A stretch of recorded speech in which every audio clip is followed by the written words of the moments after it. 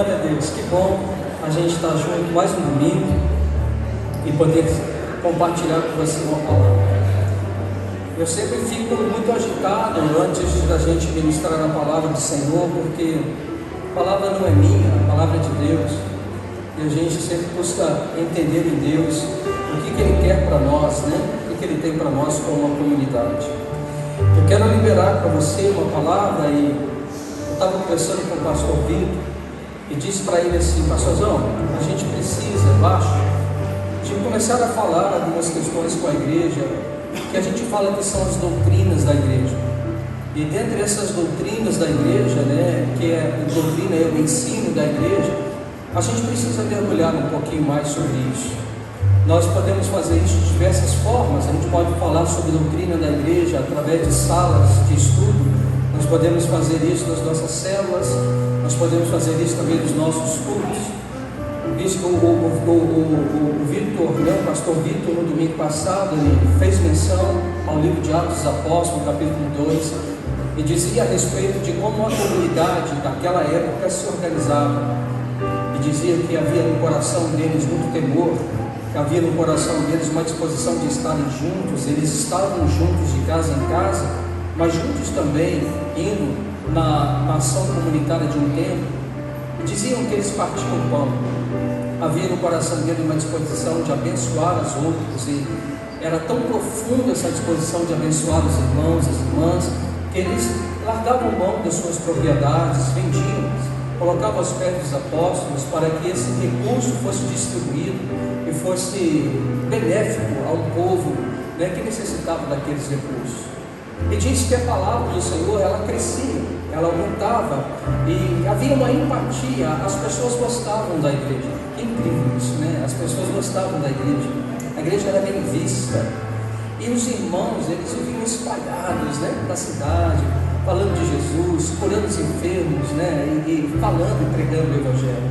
Havia muitos sinais entre eles, muitos sinais de prodígios aconteciam. Eu me lembro de quando a primeira vez que eu me deparei com esse texto de Atos dos Apóstolos, essa passou a ser uma busca do meu coração, que a gente possa viver e ser aquela igreja, né?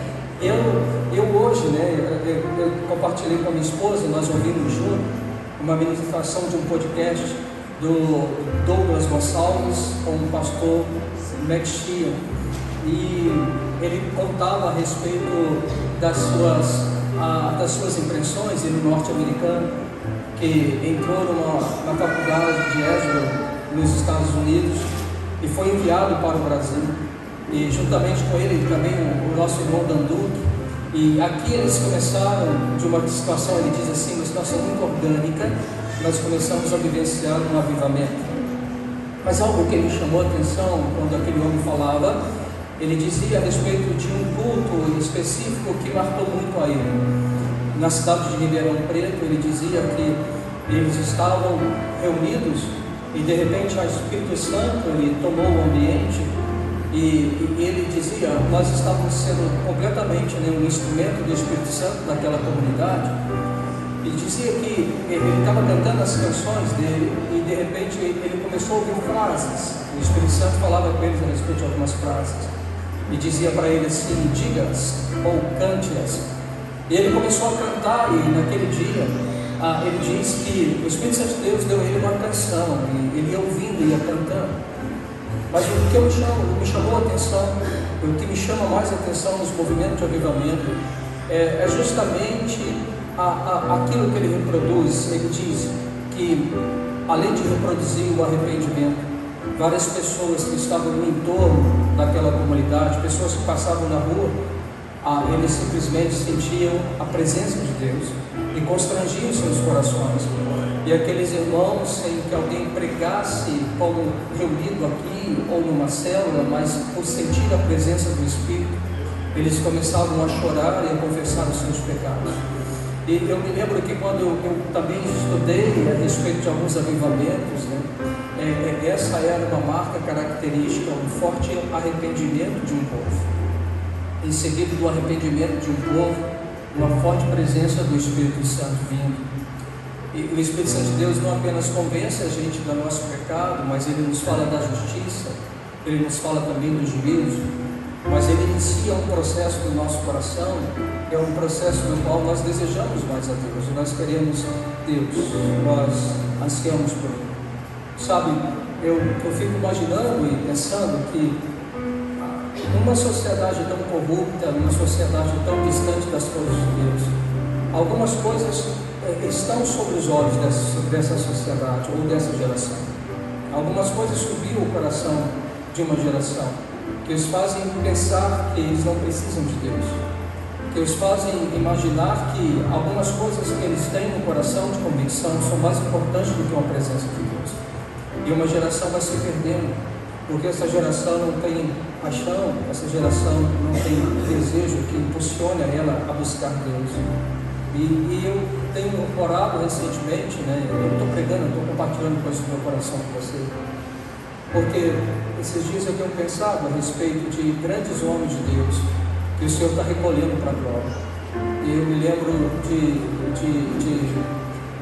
Billy Graham, eu me lembro também do Loren Kahneman, recentemente agora a Sarah Hayashi. E a gente vai olhando que Deus está chamando aqueles homens e aquelas mulheres que foram para nós, mas um tempo mais tardio, Gregório Nebuchadnezzar, e pessoas que foram para nós um referencial de santidade de vida. Para estes homens e para essas mulheres é a glória, porque eles estão diante daquele que eles devotaram a vida. Mas eu faço uma pergunta: esses homens estão sendo chamados para a mansão celestial, essas mulheres também. E quem está ficando? Qual a qualidade dessa igreja com quem fica? Quem está ficando? Quem dessa nossa geração é levantada por Deus para poder ser um referencial, um sinalizar de glória para o tempo que Deus quer fazer gerar? Às vezes a gente está correndo tanto, às vezes a gente está tão preocupado com as nossas próprias coisas, e não que nós não devíamos ficar, mas às vezes a última coisa que nós fazemos é buscar Deus. Ou às vezes a gente só está condicionado a frequentar culto, como que só frequentar culto fosse o suficiente para a nossa vida. Sabe, eu estou compartilhando com vocês coisas do meu coração, coisas do coração do pastor de vocês, coisas que pesam sobre mim, coisas que me fazem dobrar o joelho, que me fazem chorar, que me fazem clamar a Deus. E eu quero confessar a você algo, e às vezes, muitas vezes, há esse peso no meu coração, e às vezes também há um grito, às vezes aquilo que Paulo disse, o bem que eu quero fazer, isso eu não faço, mas o mal que eu não quero, isso está sempre diante de mim. E ao mesmo tempo que a gente tem uma paixão, um desejo do nosso coração, a gente encontra com a nossa humanidade, que muitas vezes pode ser nosso próprio impostor do coração. Sabe, eu queria, antes de ministrar uma palavra, se você concordar comigo, eu gostaria de orar com você, pedindo a Jesus: Senhor, dá novamente aquele tempo. Quem já ouviu falar de algum momento da história que a gente a classifica como avivamento? Faz assim com a mão. Quem já ouviu alguma história? Fique com a sua mão levantada, por favor, só para eu poder ver isso. Algum período da história. Então eu vou pedir você para fazer um favor para mim. Você que levantou a mão, de repente a pessoa que está ao seu lado ainda não ouviu falar sobre o momento da história de um avivamento. Então fale com ele essa lembrança que você tem agora. Converse com a pessoa que não levantou a mão, que está do seu lado e fala assim: eu me lembro de uma história tal. Eu li no livro, eu escutei no vídeo, eu ouvi isso, eu ouvi aquilo. Compartilha, por favor, fale com alguém para que ele ouça a história. E à medida que vocês forem compartilhando, eu vou pedir você para ficar de pé, tá legal?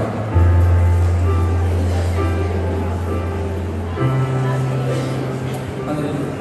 Quero orar com você sobre isso.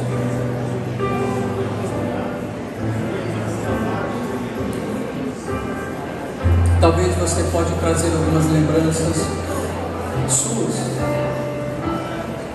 É muito comum nós ouvirmos de irmãos e irmãs dizendo do período da vida deles, em que eles acordavam pelas madrugadas para orar, em que eles oravam ininterruptamente, eles oravam com afinco. Se você compartilhou, fique de pé, por favor. Aleluia. Eu queria chamar o time de adoração para subir aqui, por favor.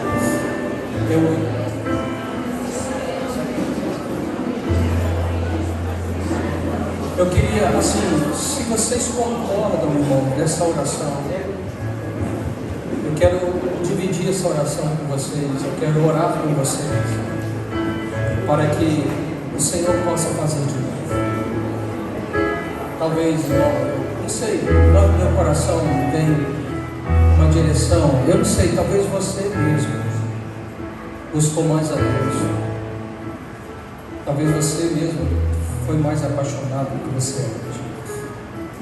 E eu não sei se você tem vontade de voltar a queimar, se você tem vontade de voltar a um estado do qual nós experimentamos de Deus. Então, enquanto os meninos vão adorar, se você quiser, levanta a sua mão, se você quiser orar em línguas, ora.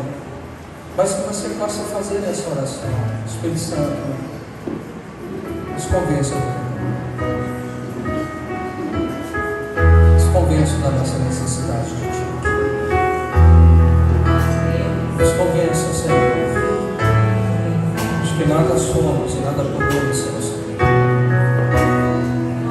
Faz mais uma vez, Espírito.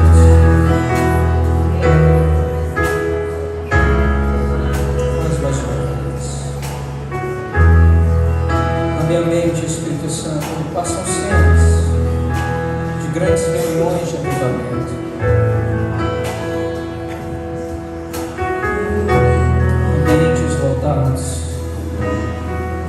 Igrejas cheias, estádios de futebol cheios, e havia uma atmosfera, havia uma presença que nos convencia da nossa necessidade de convertir os nossos corações.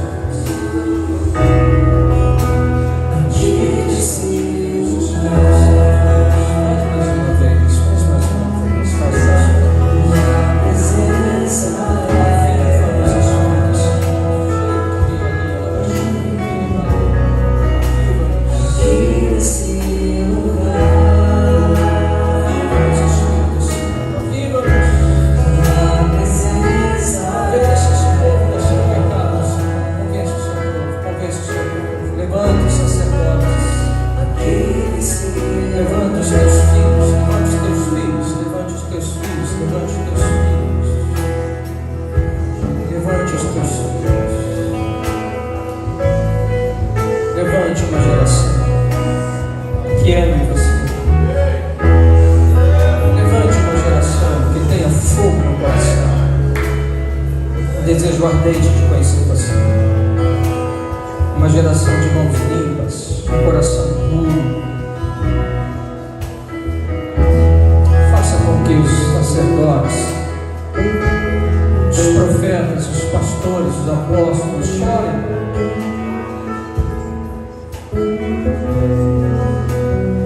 E que haja no coração desses homens e dessas mulheres uma paixão somente que é o Senhor. Uma paixão de ver um povo sendo alcançado pelo Senhor, uma cidade sendo alcançada pelo Senhor.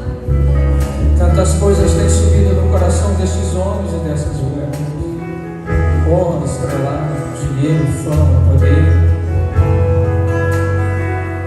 Mas que o Senhor nos faça inteiramente de Cristo, que venha recusar todas essas coisas para ter mais do Senhor.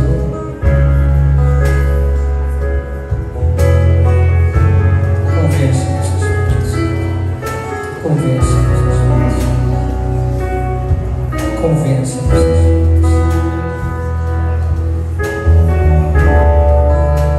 Então te adorarei.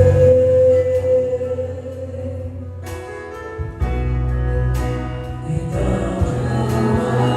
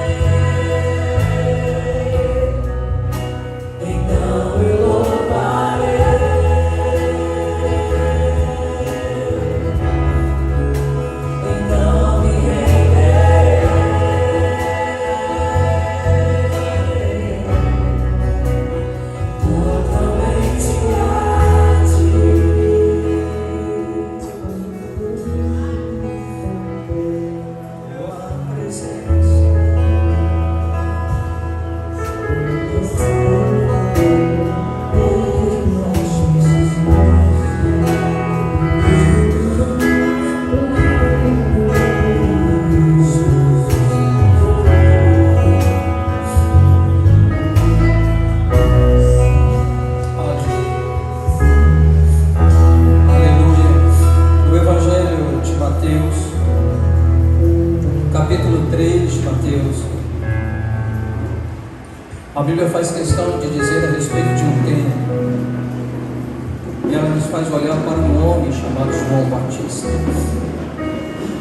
Em Mateus, no capítulo 3, você olhar a partir do primeiro versículo, diz que naqueles dias apareceu João Batista. Fale para o seu irmão, fale assim: nesses dias nós precisamos de João Batista. Naqueles dias são dias em que está para se cumprir uma promessa de que Deus tinha feito, falado, ou uma palavra que ia dar e descortinar um tempo no qual Deus ficou em silêncio por 400 anos.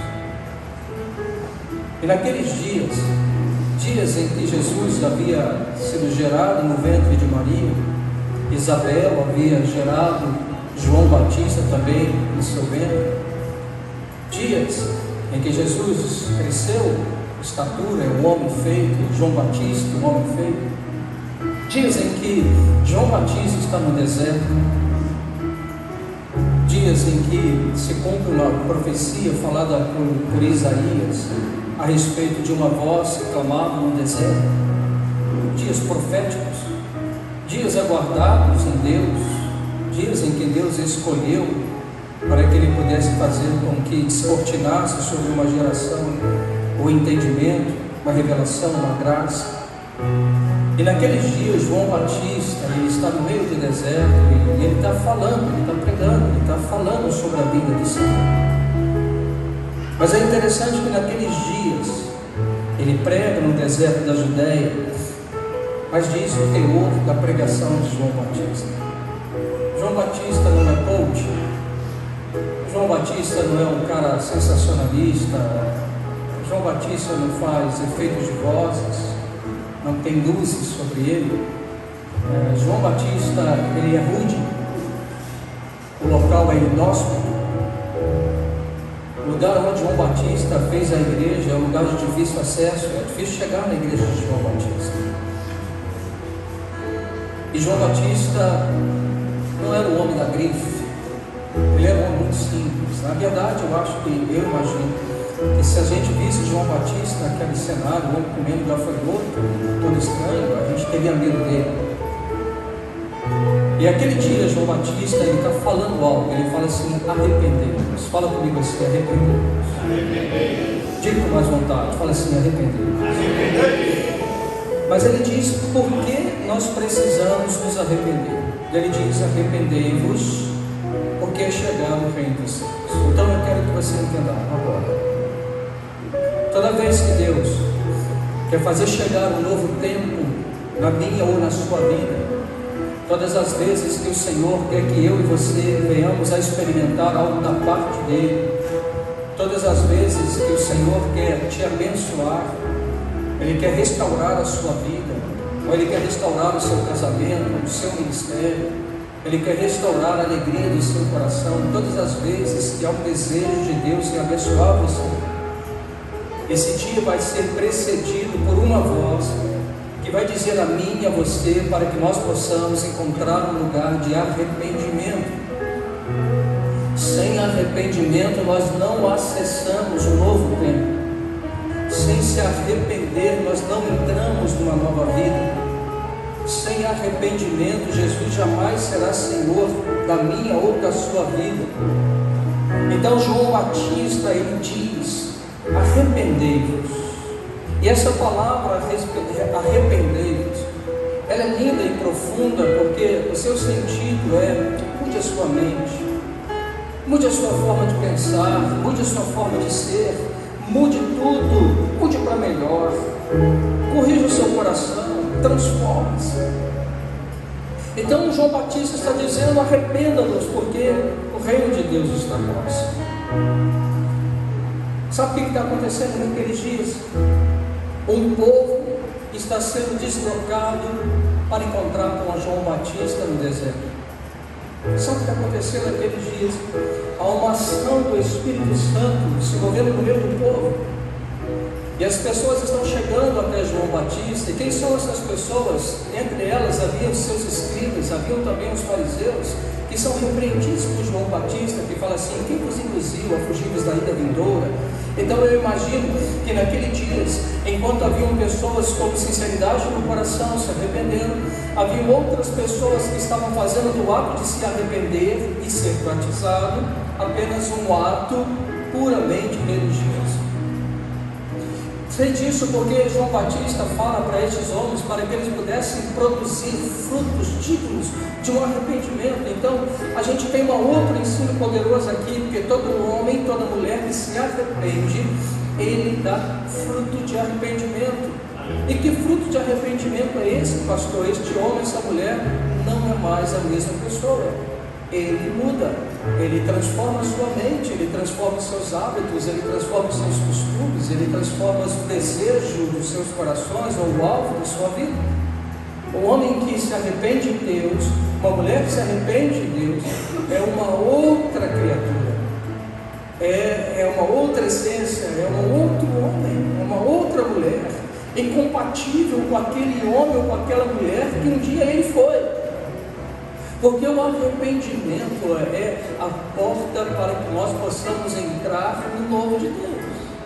Eu posso querer o novo de Deus, eu posso desejar muito o novo de Deus, eu posso querer as coisas que Deus possa me dar, eu posso querer, por exemplo, coisas que são lícitas e devem ser também buscadas em Deus, mas, por exemplo, eu posso fazer de Deus um alvo para que Ele possa simplesmente abençoar a minha vida sentimental.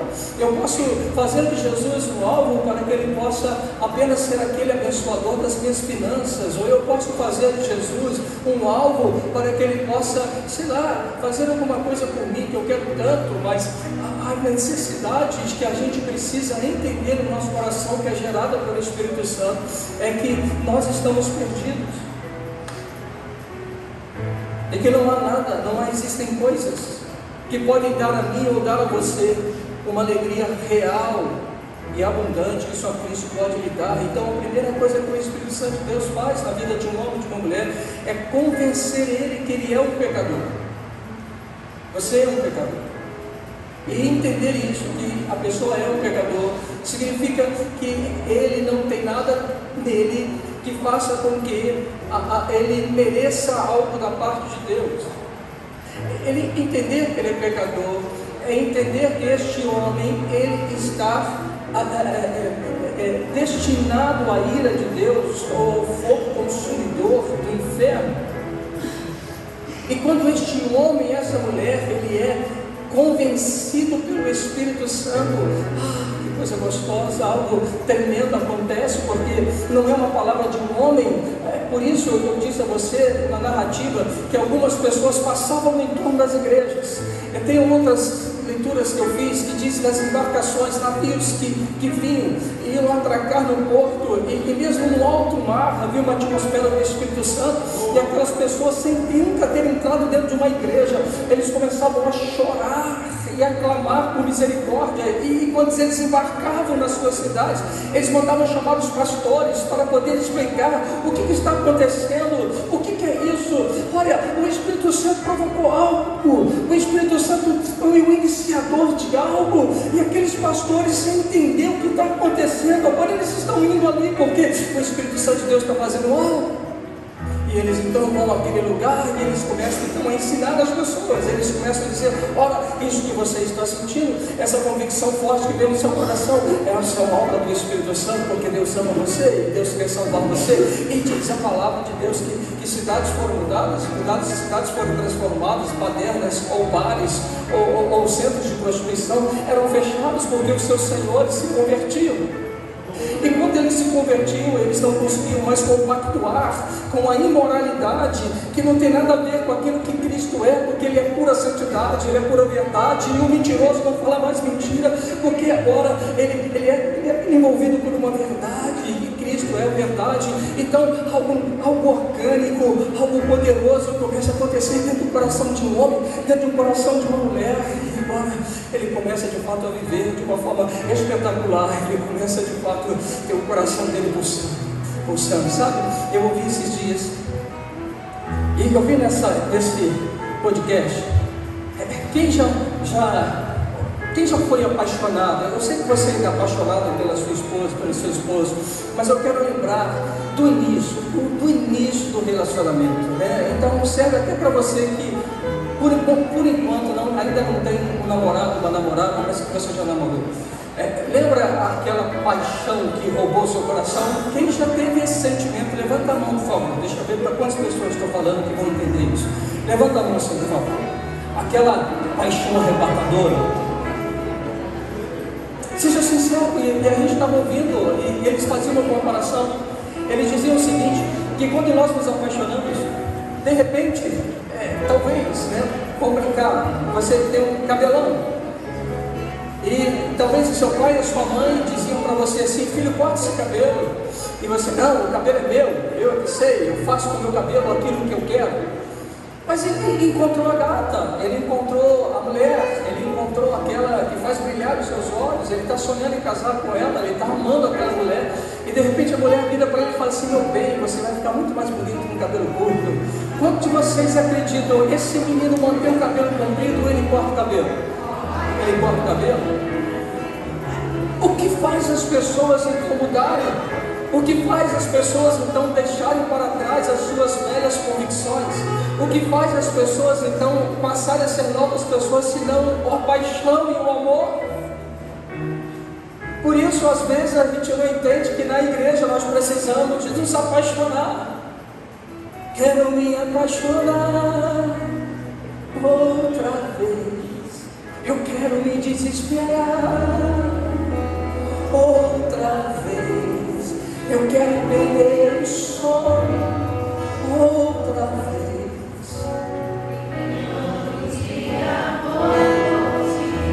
Vamos, sobe. Eu quero me apaixonar outra vez. Diga isso. Eu quero me desesperar outra vez. Eu quero perder o sono.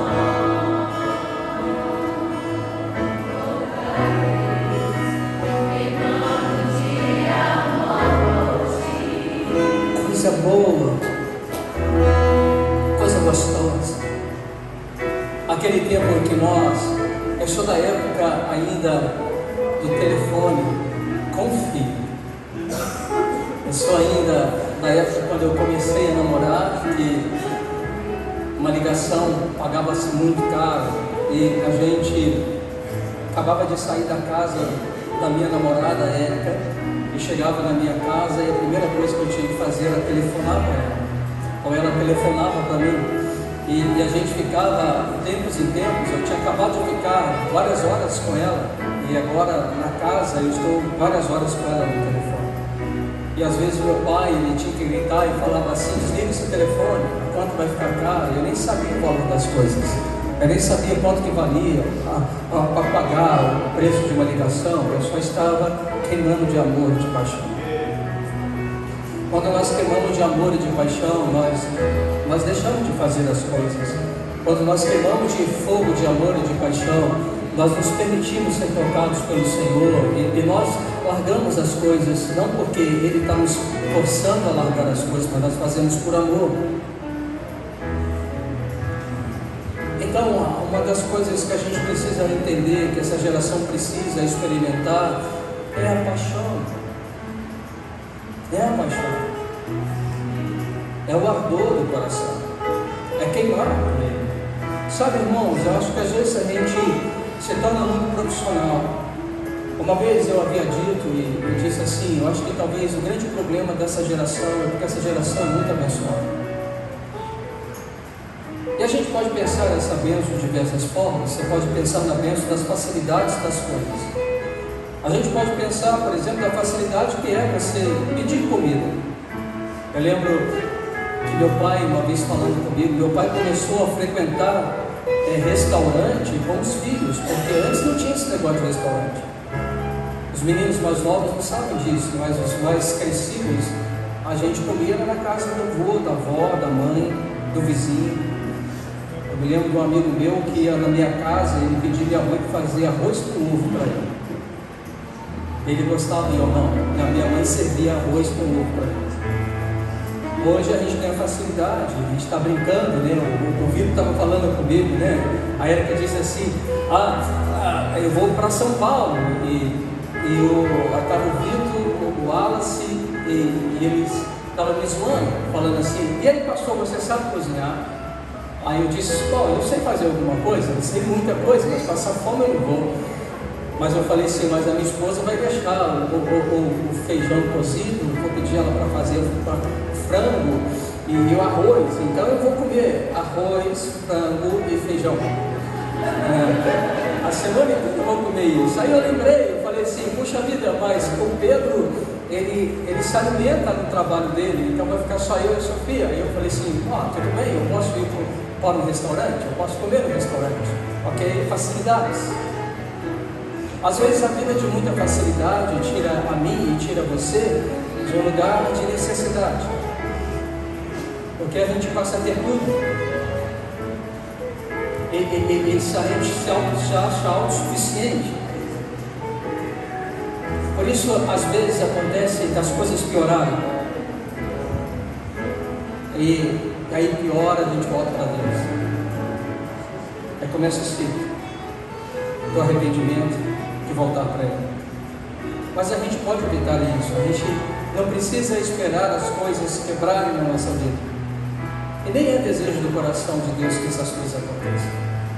Mas a gente pode ter um desafio de manter o nosso coração aquecido. Irmãos, devo dizer uma coisa para vocês. Eu queria que você recebesse essa minha fala de agora com muito carinho ao coração de vocês. Eu ainda conservo no meu espírito, no meu coração, uma paixão e um ardor pela presença. Eu troco qualquer lugar para estar na presença.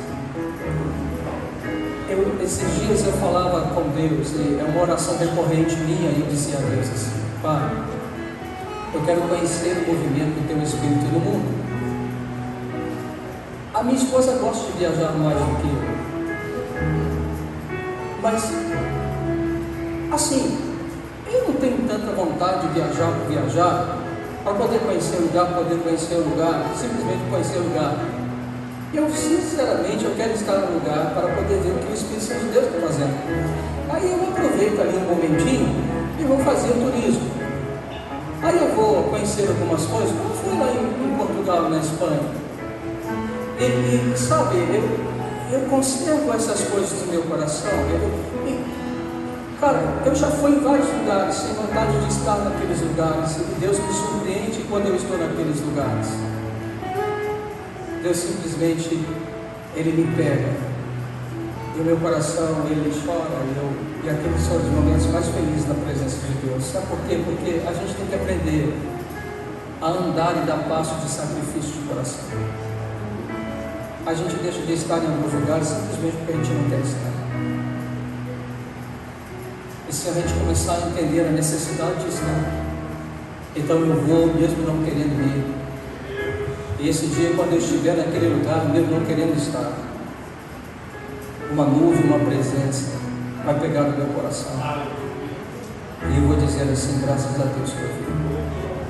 Você está entendendo isso, irmão? Jesus, levanta a mão. Você está entendendo, igreja? Mas esses são os sinais da igreja apaixonada. Esses são os sinais da igreja que ama a presença e que não troca a presença por nada deste tipo. A presença é mais importante. Você entendeu isso? Quem entendeu, levanta a mão, por favor. Então, eu não sei se eu estou falando só para mim mesmo, eu não sei se estou falando para mesmo mais uma pessoa, ou por aqueles que vão ouvir essa pregação. Eu não sei se eu falo para uma, duas ou três pessoas, mas talvez uma ou duas pessoas que começam a ter o coração fervendo por Jesus, começam a gerar um avivamento nas cidades, nos países, nas nações. Por fim, eu não sei quanto tempo eu tenho, fale, me diga depois, deixa eu ver, mostra o horário aí, quanto tempo tem.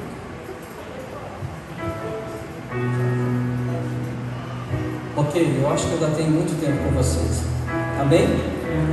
Amém mesmo? De verdade? Então, qual é a doutrina que eu quero dividir com vocês aqui? O batismo, fala comigo assim, o batismo. Naqueles dias, está havendo conversões. Naqueles dias, o Espírito Santo de Deus está convencendo multidões. Naqueles dias, as pessoas estão entregando a vida para Jesus. É verdade, né? Ainda não era o nome de Jesus aqui naqueles dias, mas para Deus, eles estão se rendendo a Deus. Então, e olha que coisa interessante. Uma coisa que precede o arrependimento, eles estão confessando os seus pecados. Fala comigo assim, glória a Deus. Então toda pessoa que se arrepende, confessa. Fala com o seu irmão, toda pessoa que se arrepende, confessa. Confessa que é o seu pecado. Confessa para quem? Para quem ele comete o pecado. Confessa para quem? Para um pai, para uma mãe, para uma esposa, para um filho, para um sacerdote, para um profeta. Eles estão confessando. Então o que está acontecendo aqui? Eles estão sendo convencidos pelo Espírito. Eles estão indo para o deserto, para João Batista, e João Batista vai batizar eles. Mas antes de batizar, eles estão confessando, eles estão falando, eles estão colocando para fora os seus pecados. E quando eles colocam para fora os seus pecados, há um sinal sobre a vida deles. E João Batista pega e os batiza com água. E quando nós olhamos para isso, veja, com água e não na água, então João Batista está batizando eles.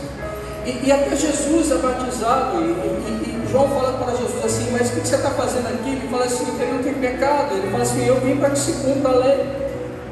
Então vai, batiza Jesus. Agora veja, depois que Jesus é batizado, tem o capítulo 4, o capítulo 4 de João é a tentação de Jesus. O que eu quero dizer a você é que todo homem e toda mulher que entregou a vida para Jesus, que também é batizado em Cristo Jesus, que tem afirmado sobre ele a identidade de filho pelo batismo, todo este homem, toda essa mulher, ele está vivendo um processo inicial da jornada cristã, que é o batismo. Isso não vai tirar de nós a tentação do nosso inimigo de tirar a mim, tirar a você dos caminhos do Senhor. Então a tentação, de um lado, ela é boa, porque ela vai trazer uma apuração do nosso coração, para que eu e você possamos enxergar o que está dentro de nós, quais são as concupiscências, os desejos, aquilo que está dentro de nós, que tenta nos tirar da presença de Deus. A gente sabe isso pelo meio da tentação. Imagina você está com seu filho muito mal no hospital, e de repente você precisa levar ele para fazer uma cirurgia, e a cirurgia custa 100 mil reais. E você trabalha numa empresa, e o seu patrão pega 100 mil reais, bota na sua mão e fala assim, então leva esse dinheiro e deposite no banco. O seu filho está quase morrendo. Você tem 100 mil reais na sua mão. Quantos vocês acham que você ficaria muito tentado em pegar 100 mil reais, pagar lá o exame lá do seu filho, ele ser curado e que se dane depois o patrão? Quantos vocês pensariam, não você, mas quantos vocês acham que alguém pensaria em tal proeza? Levanta a mão. Então veja, 100 mil reais na mão daquele homem era uma grande tentação, porque ele tinha uma grande necessidade para suprir. Nas nossas maiores necessidades virão as nossas maiores tentações, porque as tentações elas vão tentar fazer comigo e com você uma suprição da minha necessidade real. E eu vou precisar escolher se eu realmente pego aquilo que é oferecido para que eu resolva o problema da minha necessidade, ou eu vou dizer que eu dependo do Senhor. Você está entendendo isso em nome de Jesus? Jesus passou por tentação. Agora veja bem, então nós andamos um pouquinho mais, e eu quero que você abra agora o texto de Marcos 16, desculpa, Marcos 16. Para quem é o batismo? E agora eu vou ser mais rápido para você. Marcos 16 diz assim: quem crer e for batizado será salvo, quem porém não crer será condenado.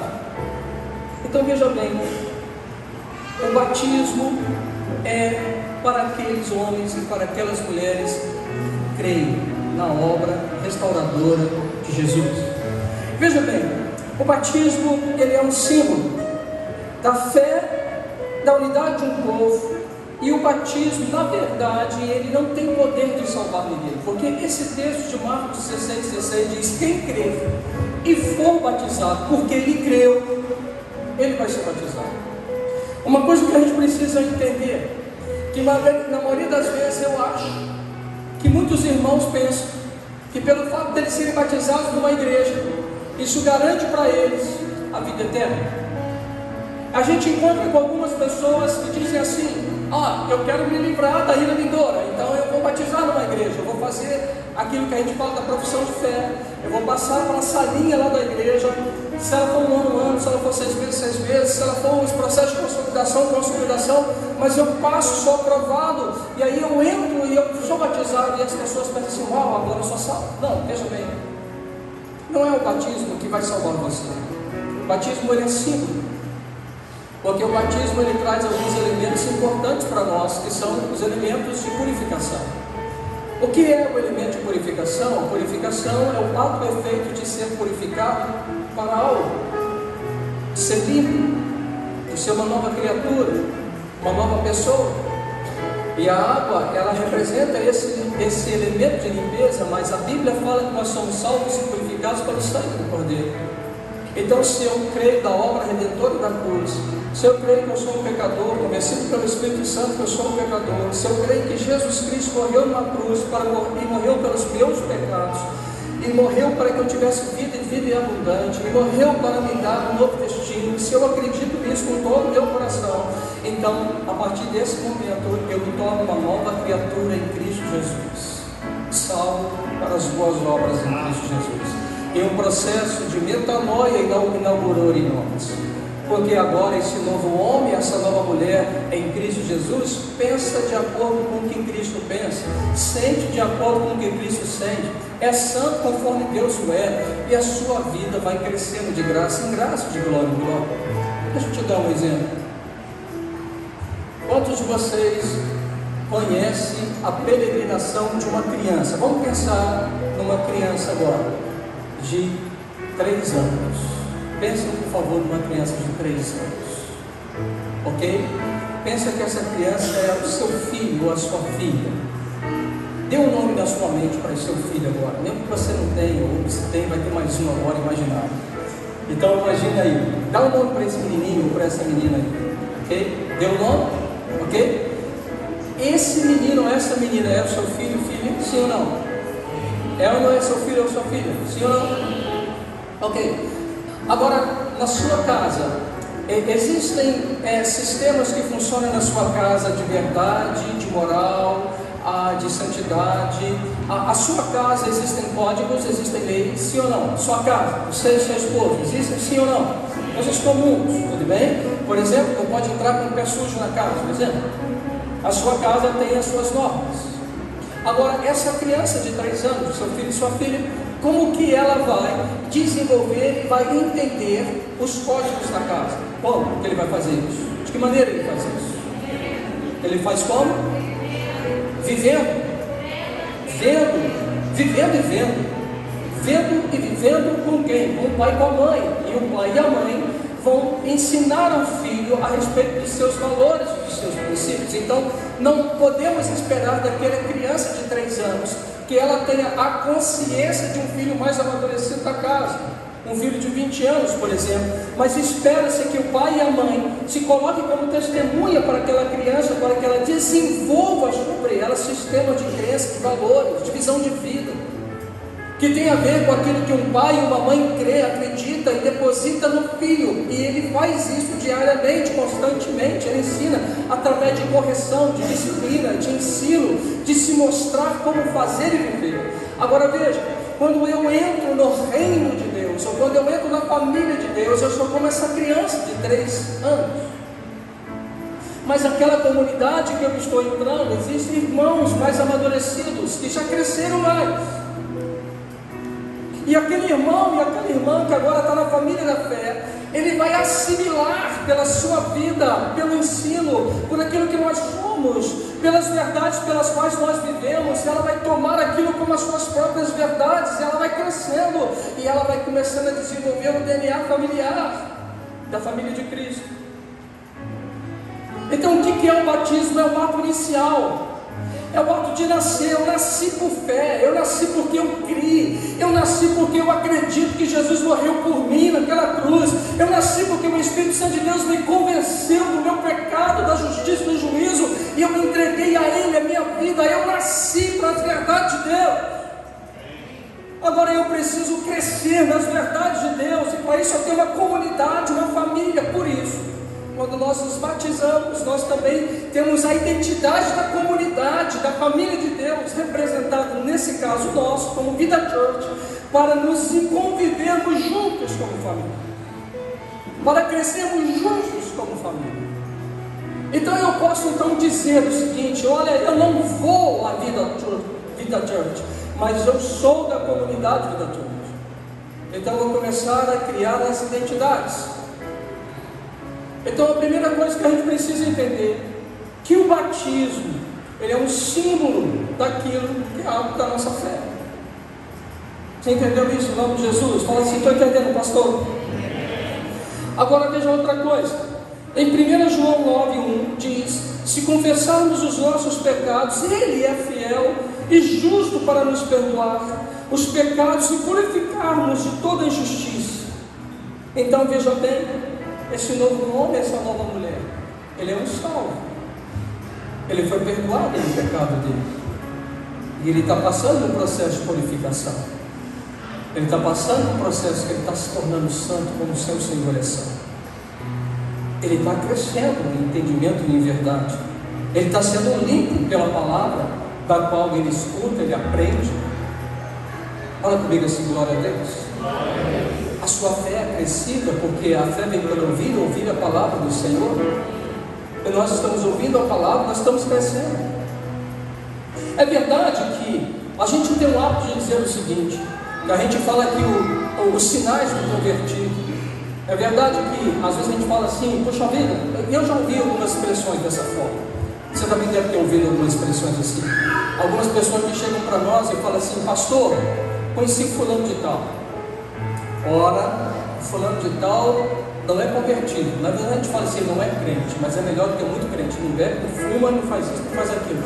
Como ser crente, ou como ser um homem ou uma mulher de Deus, é apenas você não beber, não fumar, e fazer algumas coisas desse sentido. Isso faz parte da moral cristã? Sim, faz parte. Mas isso não quer dizer que você é cristão porque você não faz essas coisas, porque eu conheço pessoas que são ateus e que também não fazem essas coisas e não são cristãos. O grande problema da igreja hoje é o excesso de moralismo. O que o cristianismo faz com a gente é mudar a essência do coração, a essência da sua mente, a profundidade de quem você é, nos fazendo ser a imagem e a semelhança de quem Cristo é. Então é muito mais profundo do que simplesmente deixar alguns hábitos e costumes, mas é ter uma mente de Cristo, a santidade como a santidade de Cristo, porque a nossa essência é completamente transformada.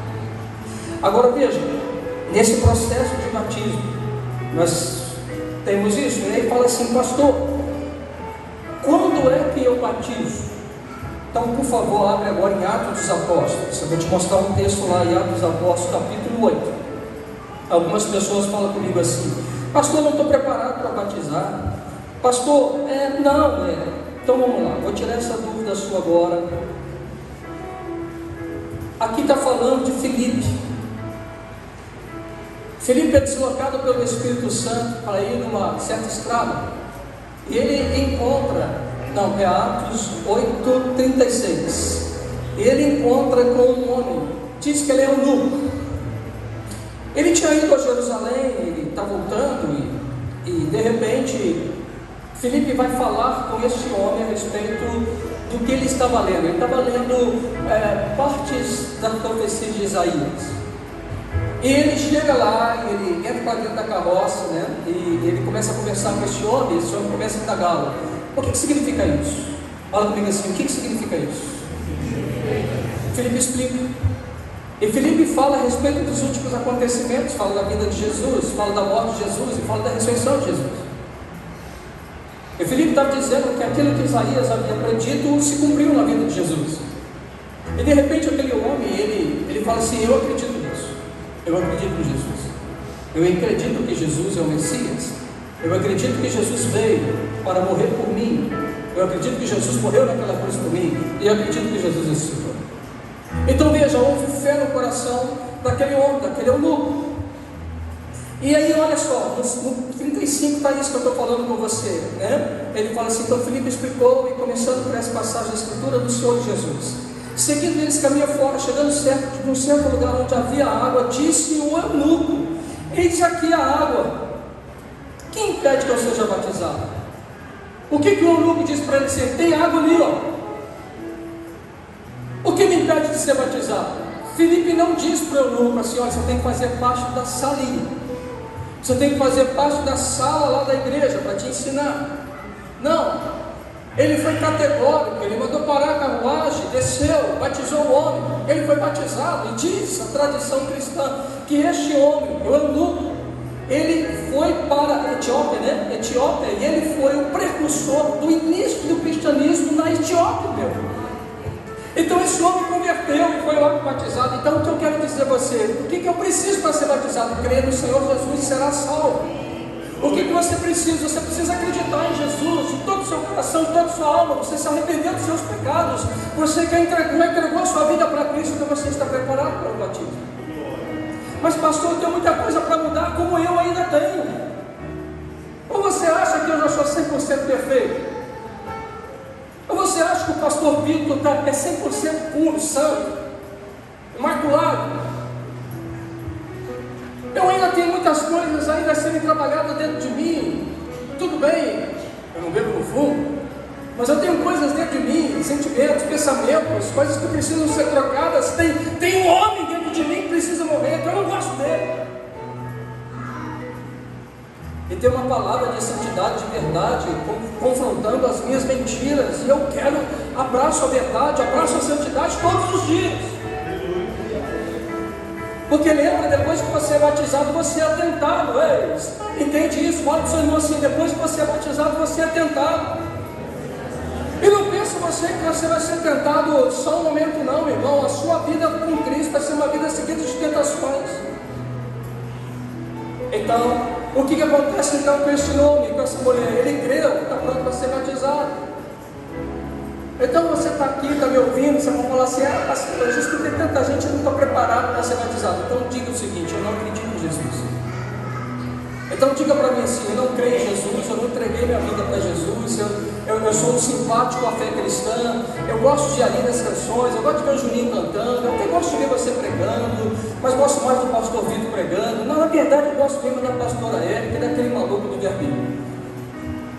Você pode ter os seus gostos, você pode ser um simpatizante, sem problema. Quem sabe que simpatizante você pode se tornar um discípulo. Continua sendo simpático a gente, porque a gente quer ser empático a você. Mas se você já passou do lugar de ser simpatizante, você já crê em Jesus, já entregou a sua vida para Ele, com todo o seu coração, com toda a sua alma, com todo o seu entendimento, nada te impede de simpatizar. O que acontece é que algumas igrejas como a nossa, nós temos um processo que a gente faz para ajudar o irmão. Então algumas igrejas se organizam, umas fazem uma sala de um ano, outras não precisam, outras de outra forma, e nós temos um processo que nós chamamos de consolidação. O que é consolidação? Aquele irmãozinho, irmãzinho que aceitou Jesus, vai um irmão mais maduro, vai sentar com ele, vai bater papo, vai tomar café, vai conversar com ele a respeito das coisas da vida, vai ensinar ele. Querido, veja bem, a pessoa que começou o caminho da fé cristã, se a gente falar para ele assim: por favor, abre agora o Evangelho de Santo Antônio, capítulo 3, versículo 5. Meu irmão, abre aí por favor, o Evangelho de Santo Antônio. Não tem. Mas você vai saber se o irmão sabe ou não sabe a palavra se ele buscar na Bíblia. Não é não? Eu falei assim: abre o Evangelho de Santo Antônio, já tem irmão buscando. Onde que está? É que eu estou todo. Fala aí, onde é? Antigo ou é Novo Testamento? Não tem. Então eu preciso ensinar ele essas coisas. Eu preciso ensinar ele capítulos e versículos. Tem gente que não sabe. Você fala, sabe no capítulo tal, ele acha que você está xingando ele. Ainda não? Ainda nunca vi alguém chamado versículo, mas Atos eu já vi. Então, de repente, né, o irmão fala: o que é capítulo, o que é versículo, pastor? Isso precisa ensinar ele. Você já viu uma pessoa que começou a caminhar com Jesus e ele fala assim: eu não sei orar. Por que ele imagina que é oração? Ele imagina que a oração é ritual. Ela vem na igreja e vê o pastor orando, vê o irmão orando, vê o irmão orando. Ele ora, de repente ele faz assim, ele acha que tem que fazer assim. Ele ora e fala assim: Senhor, na tua palavra está escrito isso, essas questões todas, tal. Ele fala assim: não sei falar essas coisas. Eu preciso ensinar esse menino como ele deve, o que é oração e como se ora. E ele vai aprender que a oração está nos seus lábios. Ele ora com o coração, e as palavras podem ser diferentes das minhas, mas é o seu coração que está buscando o Senhor. Eu preciso ensinar ele a oração. Eu preciso ensinar ele as coisas básicas. E o que nós queremos com isso? Gerar relacionamento. Porque tem uma coisa mais estranha que tem. E eu me lembro, quando eu chegava na igreja crente, e a minha esposa fazia parte de um coral. Posso dizer o nome do coral? Não vou dizer o nome do coral. Ela fazia parte de um coral. Eu estou namorando a minha esposa, ela está me entregando no casamento ontem, que eu revelei a idade dela. Hoje eu não vou revelar a idade, mas eu vou revelar o coral. Eu estou lá no coral. Rapaz, eu chegava lá, tinha a camisa do coral. Todo mundo ia lá na frente para cantar o coral. E eu estou lá sentado ouvindo o coral. Rapaz, eu olhava aquilo e fazia: que coisa horrível, que coisa estranha. Mas eu estava interessado nela. Aí ela acabava lá: meu amor, o que você achou? Fenômeno. Foi demais. Você canta demais, mulher. Mas aquilo não fazia parte do meu menu, não fazia parte do meu cardápio, era estranho. Quer ver uma outra coisa? Você chega na igreja, de repente você está assim, fechou o olho e passa alguém dançando do seu lado. Você olha aqui e você fala: boate? Eu acabei de vir numa boate, as mulheres dançavam. Eu estou querendo te dizer a mente de quem nunca entrou numa comunidade evangélica. Eu não estou criticando essas coisas, tanto é que nós a fazemos. E depois, no coral eu não cantei, mas fiz parte do teatro e já fiz muito louvor e adoração na igreja com o hinário evangélico. Ao fragoso cantinho, capítulo celeste. Fiz muito. Na ausência dos músicos, eu pegava lá. Quantas bênçãos dizes, quantas são recebidas da divina mão.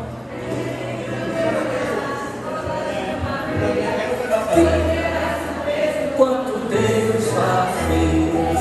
Aí eu também, para fazer o Pedro dormir e a Sofia dormir, eu cantava para ele assim, eu pegava ele no colo e falava assim: foi na cruz onde eu vi o meu Jesus.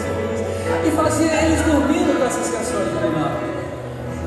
Mas quando eu cheguei em determinado lugar, tudo era muito estranho. Então existem situações estranhas. Olha para o seu irmão e fala assim: você acha que não? Mas você é um ser estranho. Para quem não anda com Jesus. Eu ouvi um pastor falando, aí o camarada entrou, aí eu falo assim: coloca a mão no ombro do seu irmão, coloca a mão no ombro do seu irmão, põe aí. Ora agora e fala assim: Senhor, vai dar fogo sobre ele. Aí o irmão pega e fala assim: meu Deus, que isso? Não, fogo não, de onde que vai vir? Esses caras é maluco. Existem algumas coisas que nós falamos, irmãos, que elas são nossas, é a nossa linguagem. Mas para aquele que está lá fora, é uma linguagem doida, maluca. Pô, esses caras engraçados, eles mandam a gente mandar fogo. De repente eles estão sorrindo, ao mesmo tempo eles choram. E quando não acendeu, alguém caiu no chão. E se não bastasse, cair no chão, ficou rolando para lá e para cá. Eu olhei aquilo e falei assim: meu Deus, que negócio é esse? Por isso, a gente precisa entender, a porta de entrada é crer no Senhor Jesus Cristo. Alguém pregou o Evangelho para você, você ouviu o Evangelho. Você foi numa igreja, foi na rádio, foi em qualquer lugar, você ouviu o Evangelho. Você creu no Senhor Jesus. Agora Jesus disse para a gente batizar uns aos outros. É o mandato de Jesus. Jesus disse que a igreja precisa batizar. E disse que a igreja precisa testemunhar. A gente testemunha através da vida e da pregação. E aqueles irmãos e aquelas irmãs que recebem o Evangelho, nós batizamos eles. E Então nós vamos domingo, no dia 10 de agosto, 4 de agosto, nós vamos fazer nosso primeiro batismo da Vida Church. E a gente vai fazer o seguinte, eu preciso saber de você, é uma comunidade nova. Eu sei que nós temos no nosso meio irmãos que ainda não foram batizados e que desejam ser batizados. Eu sei que nós temos irmãos na nossa comunidade que já foram batizados, mas querem se associar à comunidade Vida Church. Então vai ser nesse dia, dia 4 de agosto. E o que a gente precisa que você faça? Que você passe o seu nome. Então lá na porta, lá, a hora que você sair ali da igreja, passa lá no nosso balcão de informação, por favor, me dê o seu nome, o seu número de WhatsApp. Pastor Vitor vai estar lá, vai lá? Vai lá então. Pastor Vitor vai estar lá te auxiliando. E nós vamos nos organizar para esse dia. Tudo bem? Amém? Glória a Deus? Amém? Amém. Vocês entenderam o seu batismo? Aleluia? Ficou bem esclarecido? A doutrina cristã? Amém? Então, nós vamos celebrar o batismo. Eu vou trazer mais informações, como será esse batismo, tá legal? Mas eu quero que você se prepare a oração. As células falem sobre isso, tudo bem? Oriente as pessoas nas células a respeito desse processo que vai acontecer no dia 4 de agosto, no domingo. Fique de pé, por favor.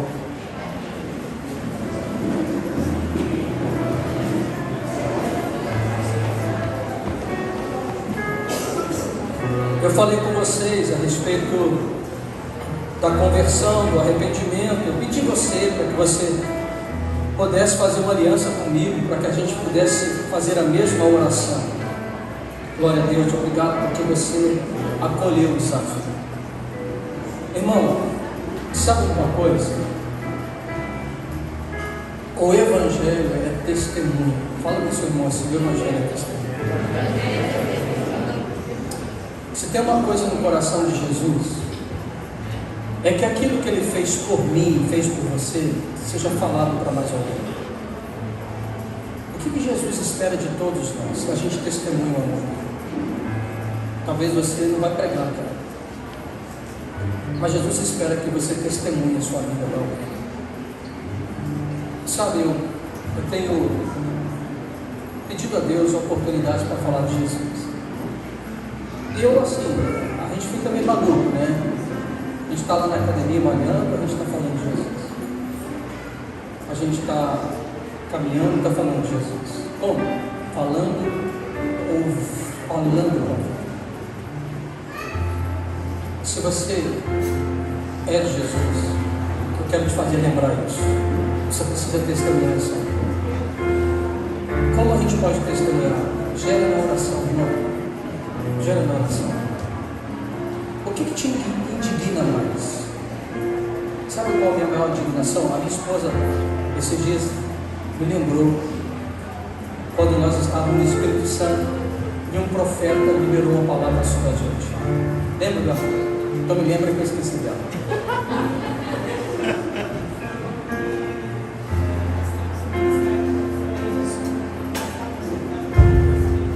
Ele disse assim: vocês têm um ministério profético e vocês estão lutando contra o espírito da religiosidade. Eu não me lembrava disso. E ela me disse, assim, esse espírito foi o espírito que matou Jesus, o espírito da religiosidade. Então eu quero orar por você em algumas direções. Eu queria ser mais maluco do que eu sou, mas algumas das orações que eu faço até mesmo para ter o privilégio de ser o mártir de Jesus, de morrer por ele, porque eu amo Jesus. Talvez eu pregue para vocês a minha meditação dessa semana de Mateus 7. Mas eu quero dizer para vocês o seguinte: todos nós temos um cargo de testemunhar a Cristo. E deixa eu te explicar uma coisa.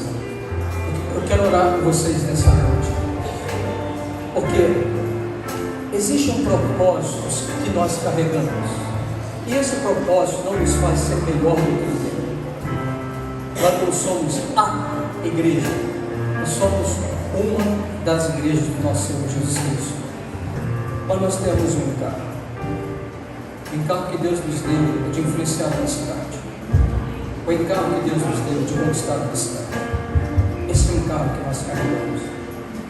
Agora, todas as vezes que nós temos um encargo, um envio missionário de Deus, os nossos inimigos vão se levantar, os nossos opositores se levantarão para tentar fazer com que a gente se paralise. Então, uma coisa que eu quero que você receba no seu coração: não se deixe intimidar ou se enganar com todos os ataques que o inimigo tem lançado contra nós, como família, como igreja, como comunidade de vida de hoje. Sempre quando você perceber que a luta está aumentando, é porque você está avançando. Olha, essa é boa, essa pega no Instagram. Então olha para o seu irmão e fala assim: sempre que você perceber que a luta está aumentando, é porque você está avançando. E o que você tem que fazer? Parar? Retroceder? Você tem que fazer o quê? Avançar. Perseverar. Fazemos na oração.